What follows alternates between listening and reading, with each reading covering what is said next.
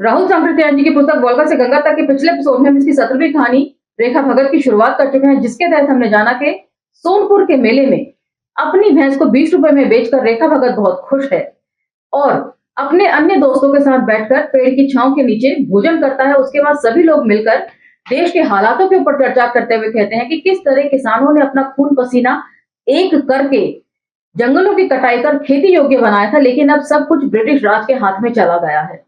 वहीं भोला पंडित कहते हैं कि पहले का सतयुग का जमाना अच्छा था, जिसमें किसान अपनी फसल का 1/10वां हिस्सा जो है राजा को दे दिया करता था। किसान और राजा के बीच में बस इतना ही नाता हुआ करता था, लेकिन अब चूंकि सब कुछ ब्रिटिश राज के हाथ में है, तो किसान और उनके परिवार अब दाने दाने को मोहताज हैं। इसी चर्चा में दयालपुर के जमींदार के मुंशी जी भी शामिल हो जाते हैं और सबको बताते हैं कि किस तरीके से 100-200 फिरंगी डाकुओं ने एक जमात बांध ली है और इसी जमात को कंपनी कहा जाता है, जो भारत से कच्चा माल निकालकर अपने विदेशों में ले जाती है और वहां के कल कारखानों में सारे प्रोडक्ट्स को बनाकर वापस लाकर भारतीय बाजारों में बेचती है और दुगना फायदा उठाती है। इन सब चीजों के ऊपर चर्चा हमने पिछले एपिसोड में कर ली थी। अब हम चर्चा को यहाँ से आगे लेकर चलेंगे और इसके अन्य दृश्य की तरफ बढ़ेंगे। तो चलिए मेरे साथ। जय भीम, मैं शालिनी और आप देख रहे हैं अंबेडकर नामा। इसका दूसरा दृश्य, जाड़ों की गंगा हरी होती है और उसकी स्वाभाविक गंभीर गति और गंभीर हो जाती है। मतलब सर्दियों में नदियां लबालब भरी होती हैं, आसपास के इलाके उसके खेत खलिहान जो है वो हरे हो जाते हैं और ऐसा लगता है कि जैसे ये बहुत शांत और गंभीर है। इस वक्त नावों के मारे जाने का बहुत कम डर रहता है, इसलिए व्यापारी इसी व्यापार के लिए सुंदर मौसम मानते हैं। इस समय गंगा के किनारे 4 घंटे बैठ जाने से सैकड़ों बड़ी बड़ी नावें वहां से पार होती देखी जाएंगी। इनमें से अधिकांश पर कंपनी का माल है, जिनमें से कितना ही विलायत से आकर ऊपर की ओर जाता है और पटना, गाजीपुर, मिर्जापुर जैसे तिजारती शहरों के घाटों पर देखते तो गंगा की सारी धार बड़ी बड़ी नावों से ढकी दिखलाई पड़ती। पटना से एक बजरा विद इन ब्रैकेट बड़ी नाव नीचे की ओर जा रहा था, जो शोरा, कालीन आदि कितनी ही चीजें विलायतें ले जा रहा था। पटना से कलकत्ता पहुंचने में हफ्ते से ज्यादा लगता है, इसलिए तीन कौड़ी दे और कोलमैन में धीरे धीरे घनिष्ठता बढ़ गई। यद्यपि शुरू में एक दूसरे से मिलने में वे हिचकिचाते थे, तीन कौड़ी देने के लिए नकली जुल्फी चोटी अर्थात विग, पांव में सटे सुत्थन, घुंटी के फीतों में टके बटन, काले कोट के साथ चरखा विद इन ब्रैकेट सफेद, मुंह बड़े रौब और भय की चीज थी, किंतु बांध की प्रारंभ कोलमैन ने ही किया, इसलिए धीरे धीरे तीन कौड़ी की हिम्मत बढ़ गई। वार्तालाप में तीन कौड़ी को मालूम हुआ कि कोलमैन कंपनी के साहबों से जला भुना है और गवर्नर से लेकर कंपनी के छोटे बड़े एजेंट तक पर भी प्रहार करने में उसको कोई हिचकिचाहट नहीं है। तीन कौड़ी भी कंपनी के नौकरों से खार खाए हुआ था। 20 साल तक उसने कंपनी के बड़े बड़े दफ्तरों में किरानी विद इन ब्रैकेट क्लर्क का काम किया। वह गरीब घर में पैदा हुआ था, किंतु उन आदमियों में था जिनका लोभ परिमित और आत्मसम्मान के अधीन होता है। तीन कौड़ी ने जिंदगी भर के खाने के लिए कमा लिया था। किसी पुराने एजेंट की कृपा से लूट के वक्त उसे 24 परगना जिला में 4 गांव की जमींदारी मिल गई थी, जिसकी आमदनी के देखने से माल गुजारी बहुत कम थी। यह साहब की मेहरबानी थी, किंतु उस मेहरबानी के प्राप्त करने के लिए तीन कौड़ी ने ऐसा काम किया था जिसका पाप तीन कौड़ी समझता था जन्म जन्मांतर में ही नहीं छूटेगा। उसने साहब को खुश करने के लिए गांव की एक सुंदर तरुण ब्राह्मणी को उनके पास पहुंचाया था। साहब लोग उस वक्त बहुत कम अपने मेमों को लाते थे, क्योंकि 6 महीने के खतरों से भरी समुद्री यात्रा करना आसान न था। तीन कौड़ी की उम्र 45 वर्ष की थी, जिसका काला गठीला बदन बहुत स्वस्थ था, किंतु वह रोज सवेरे उठकर दर्पण में मुख देखता और हाथ की उंगलियों को निहारता। मैं किसी दिन भी कोड़ फूटने की प्रतीक्षा कर रहा था। ब्राह्मणी के सतीत्व भंग का दंड उसके विचार में यही होने वाला था। तो उस समय की सामाजिक व्यवस्था जो थी वो आप देख सकते हैं। इस तरह का जिक्र जो है वो आप यदि फूले दंपत्ति के राइटिंग्स को पढ़ते हैं तो उसमें भी होता है कि किस तरीके से एक ब्राह्मणी जो कि वो विधवा थी और वो प्रेग्नेंट हो जाती है, फिर किस तरह उसके बच्चे को बचाया जाता है फूले दंपति द्वारा। इन सब चीजों का जिक्र जो है आप उनकी राइटिंग्स के जरिए जान सकते हैं, जो उस समय की सामाजिक व्यवस्था को रिफ्लेक्ट करता है, और ये कहानी भी उसी दौर को लेकर लिखी गई है। साहबों की झिड़कियां, गालियां, ठोकरों को सहते सहते वे तंग आ गया था। इसीलिए अभी नौकरी करने की उम्र होने पर भी घर भर के मर जाने से नौकरी से इस्तीफा दे गांव को लौट रहा था। 20 वर्ष तक चुपचाप बर्दाश्त किए अपमान की आग उसके दिल में भभक रही थी। जब उसने कोलमैन को अपने से भी ज्यादा कंपनी और उसके कर्मचारियों का शत्रु देखा तो धीरे धीरे दोनों खुलकर बात करने लगे। कोलमैन एक दिन कह रहा था, ईस्ट इंडिया कंपनी व्यापार के लिए बनाई गई थी, किंतु पीछे इसने लोगों को लूटना शुरू किया। देखते नहीं जितने साहब यहाँ आते हैं जल्दी से जल्दी लखपति बनकर देश लौट जाना चाहते हैं। छोटे बड़े की यही हालत है। क्लाइव ने ऐसा ही किया, लेकिन उसको किसी ने नहीं पकड़ा। वॉरेन हेस्टिंग्स को अपने लोभ में चेत सिंह की रानियों के भूखे मरने तक का भी ख्याल नहीं आया। तो यहाँ पर रानियों के भूखे मरने की बात कही गई है, जबकि हम पहले की कहानियों में पढ़ चुके हैं किस तरीके से राजा अय्याश हुआ करते थे। आम जनता का धन जो है लूट कर अपने महल अटारी भर लिया करते थे। तो ऐसे में ये विवरण पढ़ना मुझे थोड़ा अजीब लग रहा है कि रानियां भूखी मरी। भूखी मरने से मैं ये समझ सकती हूँ कि ऐशो आराम में कमी आना। अवध की बेगमों को उसने कंगाल बनाया, किंतु उसको हमारे देश वालों ने नहीं छोड़ा। सजा से तो बच गया, किंतु कई वर्षों के मुकदमे में जो कुछ कमाया था सब चला गया। इसमें मुकदमा चलाया साहेब, पार्लियामेंट ने। हमारे यहाँ राजा मनमानी नहीं कर सकता। मनमानी करने के लिए एक राजा की गर्दन को हम कुल्हाड़े से काट चुके हैं, और वे कुल्हाड़ा अब भी रखा हुआ है। पार्लियामेंट पंचायत रह दे, जिसके अधिकांश लोगों को देश के धनी मानी लोग चुनते हैं, और कुछ बड़े बड़े जमींदार खानदान के कारण उसमें लिए जाते हैं। तो ये ब्रिटिश पार्लियामेंट का हाल है कि वहां पर यदि आपका गुनाह साबित हो जाता है तो आपको सजा दी जाती थी। आजकल की पार्लियामेंट से आप इसको कंपेयर कर सकते हैं और पता लगा सकते हैं कि ज्यादा बड़ा शत्रु इस वक्त देश का कौन है। जमींदार कितने दिनों से होते आए हैं साहब। हमारे यहाँ की देखा जाके हिंदुस्तान में जमींदारी कायम हुई है दे। हमारे यहाँ वे कई 100 साल से चली आती है, किंतु उसके लिए वहां भी जबरदस्त खेत से किसानों की मिल्कियत छीनी गई है। जमींदारी कायम करने वाले गवर्नर का नाम जानते हो? हाँ, कॉर्नवालिस। विलायत में वे एक नंबर का कसाई जमींदार है। उसने यहां आकर देखा, जब तक किसान खेतों के मालिक रहेंगे तब तक सूखा, बाढ़ के कारण अथवा ज्यादा झड़ी होने के कारण माल गुजारी ठीक से वसूल नहीं हो सकेगी। तो इससे यह भी पता चलता है कि अंग्रेजी राज से पहले के जो शासक थे, यानी कि मुगल और अन्य इस्लामिक शासक जो थे, वो लोग जो है कितनी रियायत दिया करते थे किसानों को, या उनके राज में किसान कितने प्रॉस्पेरस थे। उसने यह भी सोचा कि 7 समुंदर पार के अंग्रेजों को बेगाने मुल्क में दोस्त भी पैदा करना चाहिए, और ऐसा दोस्त जिसका स्वार्थ अंग्रेजों के स्वार्थ से बंधा हो। जमींदार अंग्रेजों की सृष्टि है। किसान के विद्रोह से अंग्रेजों के राज्य को जिस तरह का खतरा है, उसी तरह जमींदारों को अपनी जमींदारी, अपनी संपत्ति और अपनी इज्जत जाने का खतरा रहता है।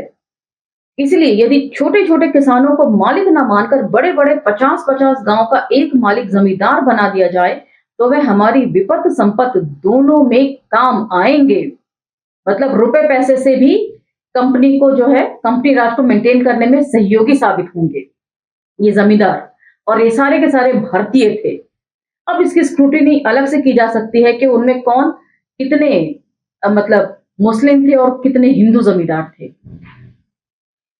इस तरह विलायत के इस कसाई जमींदार ने हिंद के किसानों की गर्दन को रेत दिया।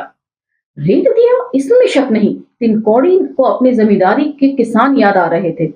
जमींदारों के जुल्म के मारे सारी दुनिया के लोग तबाह हैं, लेकिन इनके दिन भी इन्हें गिने ही बचे हैं।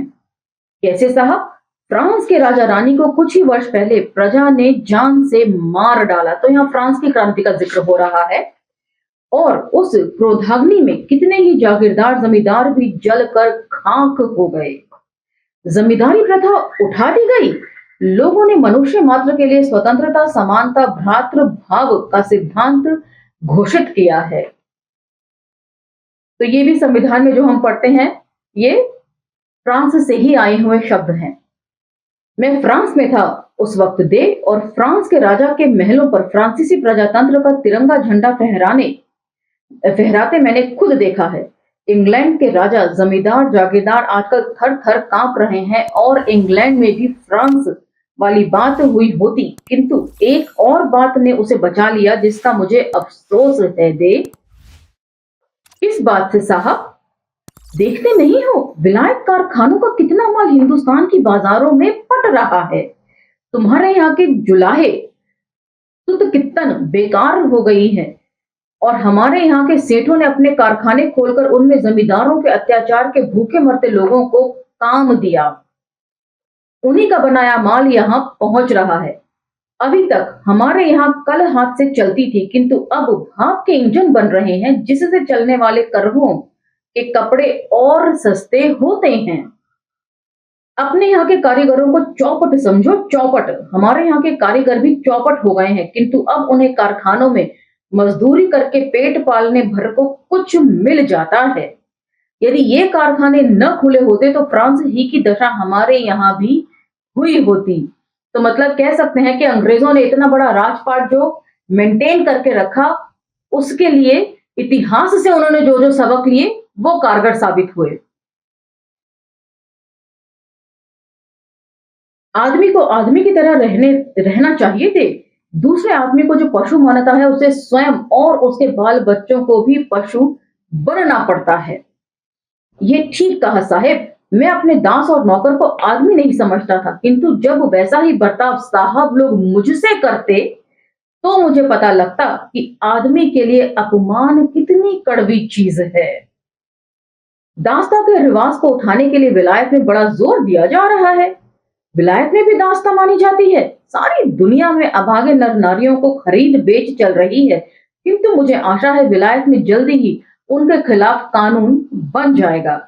लेकिन इस दास प्रथा से भी ज्यादा खतरनाक प्रथा अस्पृश्यता की जो है, वो हमारे देश में चलती है, जो आज तक बनी हुई है। यहां तक कि आप देखेंगे कायदा कानून भी जो है वो आपकी जाति देखकर दिया जाता है। फिर दासों के मालिक धनी लोग क्या करेंगे?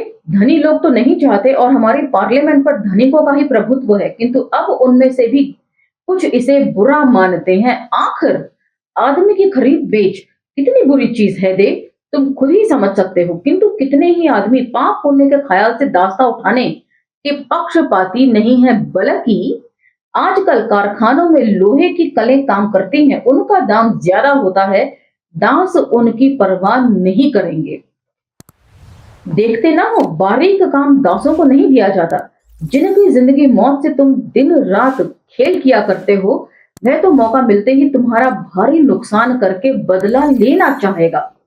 माँ और बछिया को अलग कर बेचने की तरह जब मैं किसी दासी को अपने बच्चों से अलग कर बिकते देखता हूँ, तो मुझे बहुत असहाय मालूम होता है। जिसे असहाय ना मालूम हो वह आदमी नहीं दे। लेकिन वहीं पर इन लोगों को इस बात को लेकर दया माया नहीं उमड़ती है कि आपने इंसान से उसके जीने का हक छीन लिया है। आप कुत्ते तक को प्यार कर सकते हैं, लेकिन मनुष्य जो है वो आपके लिए अछूत है। उसके छूने से तो छोड़िए, उसकी छाया भी यदि पड़ जाए आपके ऊपर तो आप अपवित्र हो जाते हैं। तो अब आप मुझे कमेंट सेक्शन में बताएंगे कि दास व्यवस्था जो थी, दास प्रथा, वो ज्यादा खतरनाक थी, या ये अस्पृश्यता या अछूत प्रथा ज्यादा खतरनाक है? जिसे असहाय न मालूम हो वह आदमी नहीं दे। मैं सोच रहा था फ्रांस में बिना राजा के राज, क्या कहते हैं उसे साहब? प्रजातंत्र। प्रजातंत्र क्या राजतंत्र से अच्छा होता है? प्रजातंत्र सबसे अच्छा राज्य है दे। शाहों, साहबजादों, बेगमों और शहजादियों के ऊपर देश की कमाई का भारी खर्च हो जाता है, पंचायती राज को राजा से ज्यादा न्याय, ज्यादा पक्षपातहीनता और सहानुभूति रहेगी। आप ये सारे हालात को यदि जोड़कर देखेंगे देश के मौजूदा हालात से, तो आपको समझ में आएगा किस तरीके से सेना के खर्च में कटौती की जाती है और शिक्षा के खर्च में तो बुरी तरह कटौती की गई है, लेकिन वहीं पर हजारों करोड़ जो है वो धार्मिक आयोजनों पे खर्च करने के लिए सरकार के पास पैसे हैं। कोरोना काल में भी हमने देखा कि ऑक्सीजन सिलेंडर तक खरीदने के लिए पैसे नहीं थे, जबकि नेपाल जैसा छोटा देश भी हमसे कहीं आगे था इनकी खरीद फरोख्त में। तो मुझे कुछ समझाने की जरूरत नहीं है, मैं समझती हूँ आपको सारी चीजें समझ में आ रही होंगी, क्योंकि ये सारी बातें आप अपनी आंखों के सामने होते हुए देखते हैं।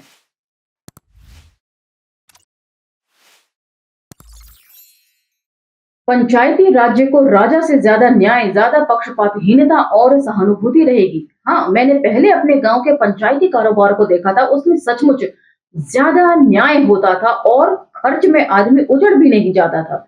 किंतु जब से कॉर्नवालिस के जमींदारों ने आकर पंचायत को दबा दिया, तब से लोग तबाह हैं। ये ठीक है देख, किंतु फ्रांस की जनता का उद्देश्य प्रजातंत्र से भी ऊपर था। वे मनुष्य मात्र की समानता, स्वतंत्रता, भ्रातृभाव का राज्य स्थापित करना चाहती थी। प्रजातंत्र में सिर्फ ये नहीं है कि आपने प्रजातांत्रिक शासन जो है वो लागू कर दिया, समानता का अधिकार सबसे पहले होना चाहिए उसमें। हमारे देश के लिए भी तो मनुष्य हो कि नहीं? साहबों की नजर में तो हम मनुष्य नहीं जचते। जब तक समानता, स्वतंत्रता, भ्रातृभाव का शासन सारी पृथ्वी पर गोरे काले सारे मनुष्यों में नहीं कायम होता, तब तक मनुष्य मनुष्य नहीं दे हो सकता। कसाई कॉर्नवालिस अपने गोरे किसानों को मनुष्य नहीं मानता। फ्रांस में राजा जमींदार तो गए, किंतु फिर बनियों ने, ईस्ट इंडिया कंपनी के भाई बंधुओं ने राज्य संभाल लिया, जिससे समानता, स्वतंत्रता, भ्रातृभाव का असली तिरंगा झंडा वहां नहीं फहरा सके। तो फ्रांस में राजा बाबुओं की जगह सेठों का राज्य हो गया। हाँ, और इंग्लैंड के सेठ भी हल्ला कर रहे हैं कि जब तक हम 7 समंदर पार हिंदुस्तान का राज्य चला सकते हैं, तो इंग्लैंड में क्यों नहीं कर सकते।